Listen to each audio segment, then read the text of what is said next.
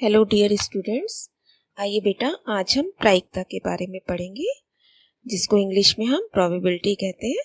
और बहुत छोटी क्लासेस से इससे पहले हम इसके बारे में थोड़ा थोड़ा परिचित हो चुके होते हैं। देखिए, हम अपनी डेली लाइफ में बहुत सारी बातें करते हैं ना। कुछ बातें तो बिल्कुल सच होती हैं, पक्का होती हैं कि वो ऐसा ही होगी हमेशा, है ना। चाहे आज हो, चाहे कल हो, चाहे पहले हो, वो हमेशा के लिए एक जैसी ही होती है।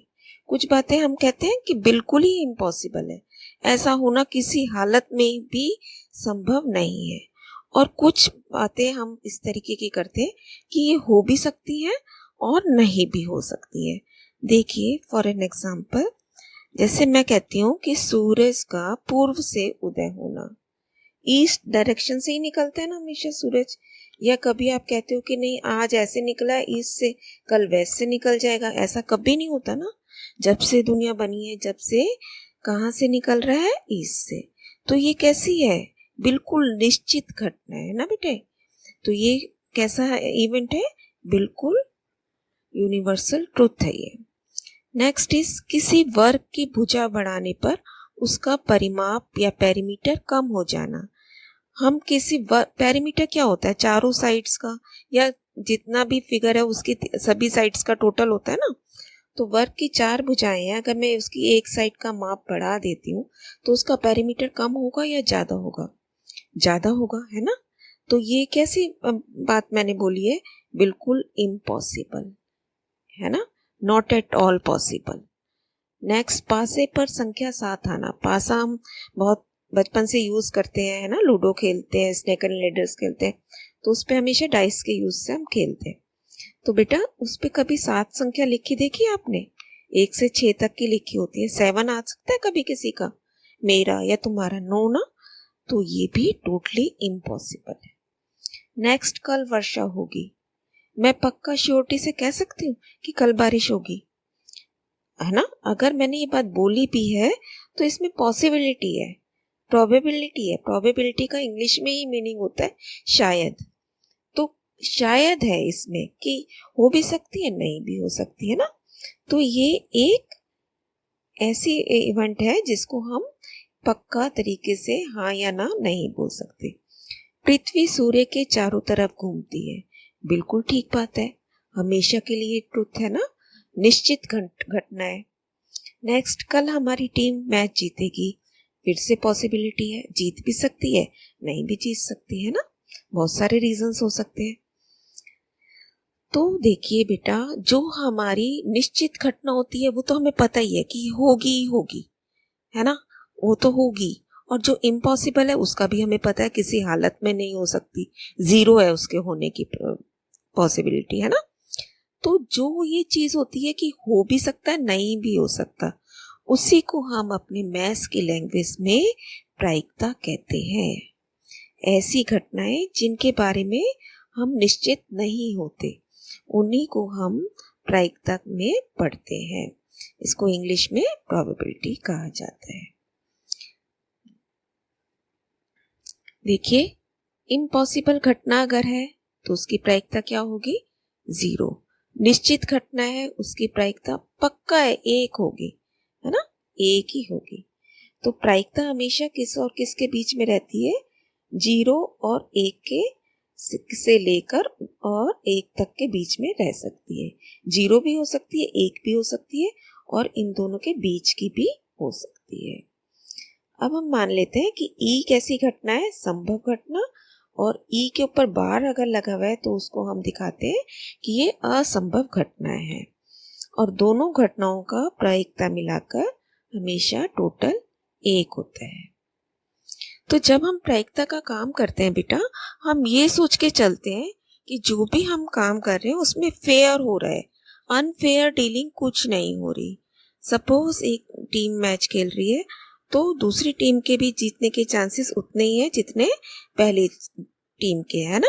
ऐसा नहीं हम करते कि हमने पहले से ही मैच फिक्स कर दिया कि ये वाली टीम जीतेगी, है ना।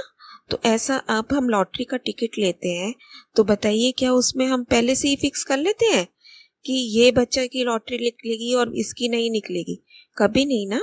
तो हम ये पक्का मान के चलते हैं कि अगर क्लास में 10 बच्चे हैं और उसमें से हम लॉटरी का टिकट निकाल रहे हैं किसी के लिए, तो वो 10 के 10 का चांस आने का बराबर है, इक्वल है।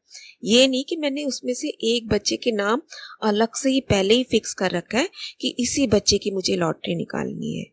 ठीक है बेटा, तो इसमें हम कभी भी चीटिंग नहीं करते हैं, बिल्कुल फेयर काम करते हैं। जितना एक बच्चे के जीतने के चांसेस है उतना ही बाकी सबके जीतने के चांसेस है।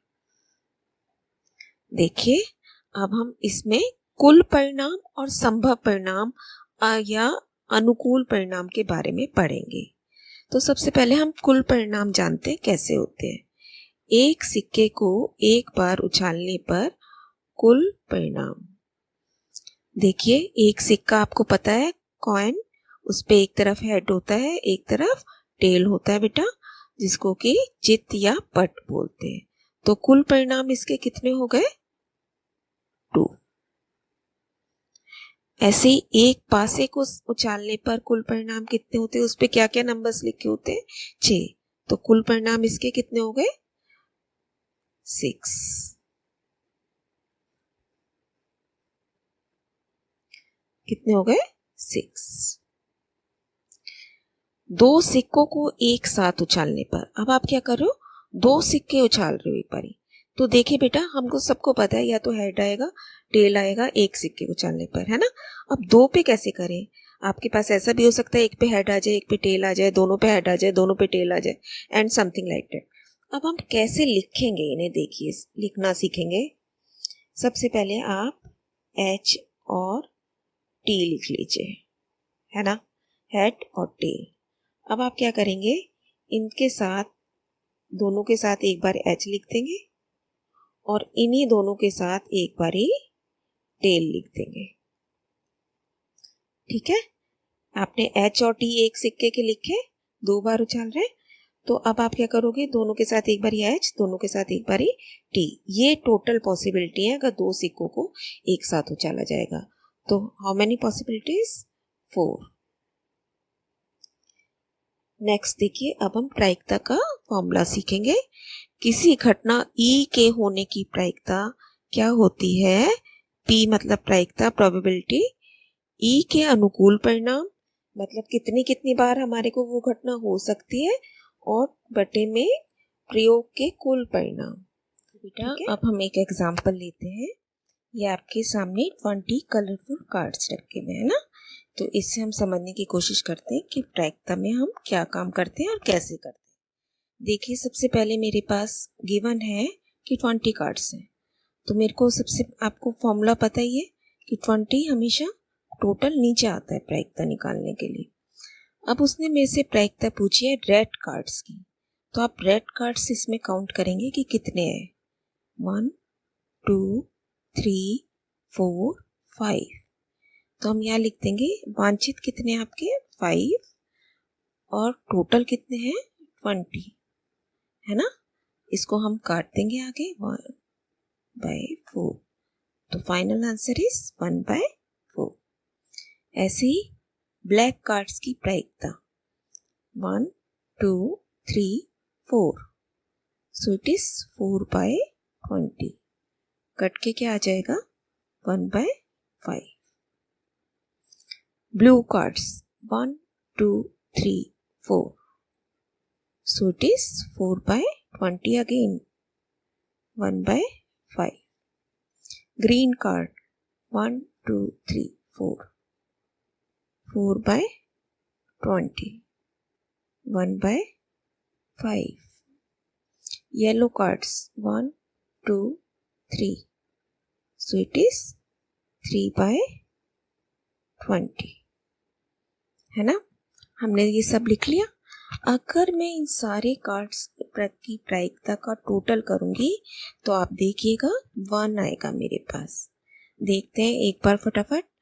5 + 4 9, 9 + 4 13, + 4 17, + 3 20, 20/20 आंसर क्या आ जाएगा? 1। तो इसलिए सभी प्रायिकताओं का टोटल 1 होता है। देखिए, कुछ इंपॉर्टेंट टॉपिक्स की हम रिवीजन कर लेते हैं, इसमें बातों की रिवीजन कर लेते हैं। जैसे इसमें हमारे पास मोस्टली क्वेश्चन जिनके ऊपर बेस्ड होते हैं, सम संख्या जो कि 2 से भाज्य है, विषम संख्या जो कि 2 से भाग ना हो, भाज्य संख्या जिसके 2 से ज़्यादा गुणनखंड होते हैं, अभाज्य संख्या जिसके केवल 2 ही गुणनखंड होते हैं, एक और वो खुद। एक कैसी संख्या है? ना भाज्य ना अभाज्य। किसी संख्या के गुणज यानी कि उस संख्या का आपको टेबल लिखना होता है, उस संख्या से भाग होने वाली संख्याएं। गुणनखंड दी गई संख्या को पूरा पूरा भाग करने वाली संख्या है। तो ये सब बातें आप अच्छे से लर्न करेंगे। अब हम कुछ क्वेश्चंस करते हैं इसके ऊपर बेस्ड। एक पासे को एक बार उछालने पर चित्त आने की प्रायिकता। तो सबसे पहले मेरे को 2 चीजें चाहिए, कुल परिणाम और वांछित या अनुकूल परिणाम। कुल परिणाम आपके पास कितने आ सकते हैं? चित्त या पट, यानी कि टोटल कितना? 2। वांछित उसको क्या चाहिए? चाहिए क्या उसको? खाली चित्त चाहिए। तो चित्त कितनी बार आ रहा है? 1। तो प्रायिकता क्या बनी? वांछित परिणाम बटा में कुल परिणाम बराबर 1/2। हमेशा नीचे कुल परिणाम आएगा। नेक्स्ट, एक पासे को एक बार उछाला जाता है, प्रायिकता बताइए। और हम ये सभी क्वेश्चंस में ये मान के चल रहे हैं बेटा कि हम कहीं कोई चीटिंग नहीं कर रहे हैं, ठीक है। तो अब हम लिख रहे हैं, हमें चाहिए सम संख्या की प्रायिकता। तो सबसे पहले मेरे को क्या पता होना चाहिए? कुल परिणाम कितने हैं, है ना। तो पासे पर कुल कितनी संख्याएं हैं? 6। 1 2 3 4 5 6। 1 2 3 4 5 एंड 6। अब इसमें से आप सम संख्या छाटिए। सम कौन कौन सी है? 2 4 एंड 6। तो प्रायिकता क्या बन गई सम संख्या की? इसको इवन लिख देते, आप सम भी लिख सकते हैं। कितनी संख्याएं हैं जो आपकी वांछित है? वांछित परिणाम बराबर 2 4 6। इसका नंबर लिखेंगे आप 3 ब्रैकेट में। तो प्रायिकता क्या बन गई? 3/6 यानी कि 1/2। नेक्स्ट, अभाज्य संख्या की प्रायिकता। हम फिर से ऊपर नंबर लिख लेते हैं अपने। अभाज्य कौन कौन से है? 2 3 5। क्या एक हम इसमें काउंट करेंगे? No, never. एक ना भाज्य है ना अभाज्य है। तो फिर से आप सेम सब कुछ लिखोगे। कुल परिणाम बराबर 6, वांछित परिणाम बराबर 2 3 5 यानी कि कितने? 3। प्रायिकता क्या बन गई अभाज्य की? 3/6 बराबर 1/2। 3 के गुणज कौन कौन से हैं जो 3 के टेबल में आते हैं? This one and this one. यानी कि वांछित कितने हैं? 3 और 6 यानी कि 2 खाली। प्रायिकता क्या बनेगी?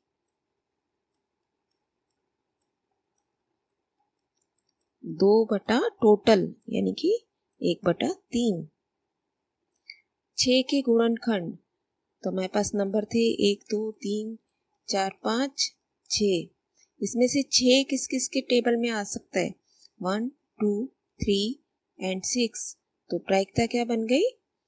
4/6। आपको नंबर काउंट करना है इन संख्याओं का और पूरा लिखेंगे आप हमेशा। 2/3। संख्या 8 आने की प्रायिकता। इसमें 8 दिख रहा है आपको कहीं? नो। तो प्रायिकता क्या हो गई 8 की? 0। नेक्स्ट क्वेश्चन इज, एक सिक्के को 25 बार उछाला जाता है और 25 बार उछालने के बाद वो ये सब नोट कर लेता है कि मेरे पास ये आ रहा है, इतनी बार हेड आ रहा है, इतनी बार टेल आ रहा है। अब वो हमसे पूछता है चित्त आने की प्रायिकता। इसका मतलब टोटल तो 25 है, तो 25 हमेशा बटे में आएगा, है ना। अब आप इसमें से चित्त गिन लीजिए। 3 4 5 6 7 8 9 10 11 12। कितनी बार आ रहा है? 12 बार। तो पट कितनी बार आएगा? 13 बार। सीधा हम कह सकते हैं कि अगर 25 में से 12 बार चित्त आ रहा है तो इसका मतलब 13 बार पट आएगा।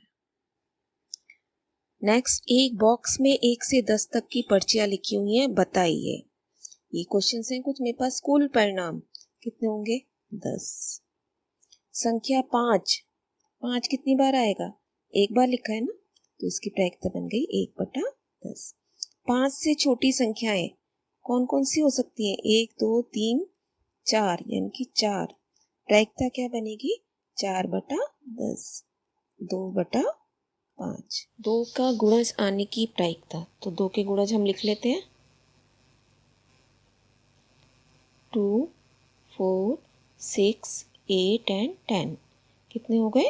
5। तो प्रायिकता क्या बन गई? 5/10, that is equal to 1/2। Next, 6 या 6 से छोटी, तो हम फिर से पॉसिबिलिटीज लिख लेते हैं। 1, 2, 3, 4, 5, 6। 6 इसलिए लिखा है क्योंकि 6 भी ले सकते हैं, 6 या, तो कितने नंबर हम ले सकते हैं? 6। प्रायिकता बन गई 6/10, कट के आ गया 3/5। नेक्स्ट देखिए, मैथमेटिक्स एक आपको वर्ड दे रखा है, उसमें स्वर वोवल आने की प्रोबेबिलिटी। अब पहले तो हम इसके टोटल काउंट करते हैं, कुल कितने हैं ये। काउंट करिए, 1, 2, 3, 4, 5, 6, 7, 8, 9, 10, 11। कुल कितने लेटर्स हैं? 11। अब इसमें स्वर कितने हैं? स्वर आपको पता है कौन से होते हैं? ए, ई, आई, ओ, यू। अब इसमें से कुछ ऐसे लेटर्स हैं जो यहाँ आ रहे हैं हमारे पास। देखिए, ए, फिर ई, फिर ए, फिर आई। तो कितने वॉवल्स आ रहे हैं हमारे पास? 4। तो प्रायिकता क्या बन गई स्वर की? 4/11। तो इस तरीके से बेटा हमें बहुत ही इजी और इंटरेस्टिंग चैप्टर है, इसको आपको रिवाइज करना है, कंसेप्ट को समझना है और आगे अपना बढ़ना है। All the best.